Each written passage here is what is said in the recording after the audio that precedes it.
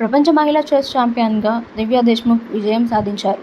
టై బ్రేక్కు దారితీసిన ఫైనల్లో దివ్య కోనేరు హంపీని ఓడించారు. దివ్యా దేశ్ముఖ్ వయసు 19 ఏళ్లు మాత్రమే. చిన్న వయసులోనే ప్రపంచ కప్ టైటిల్ సాధించి రికార్డు సృష్టించారు. ఫైనల్లో హంపీ తీవ్రంగా పోరాడింది. కానీ దివ్యా దేశ్ముఖ్ తన కొత్త తరహాలో ఆటను హంపీని ఓడించింది.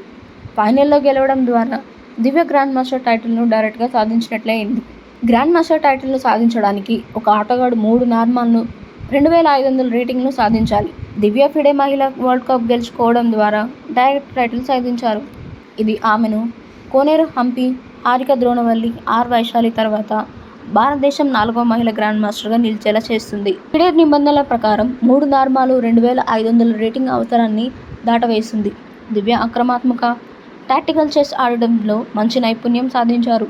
19 సంవత్సరాల వయసులో దివ్య తన ఆటలో అసాధారణమైన పరిపక్వతను ప్రదర్శిస్తున్నారని చెస్ ప్లేయర్లు ప్రశంసిస్తున్నారు. దివ్యా దేశ్ముఖ్ అనేక అంతర్జాతీయ, జాతీయ టోర్నమెంట్లలో అద్భుతమైన ప్రతిభ చూపించింది. జూన్ 2024లో దివ్య 18 సంవత్సరాల వయసులో వరల్డ్ జూనియర్ గర్ల్స్ టైటిల్ను గెలుచుకుంది.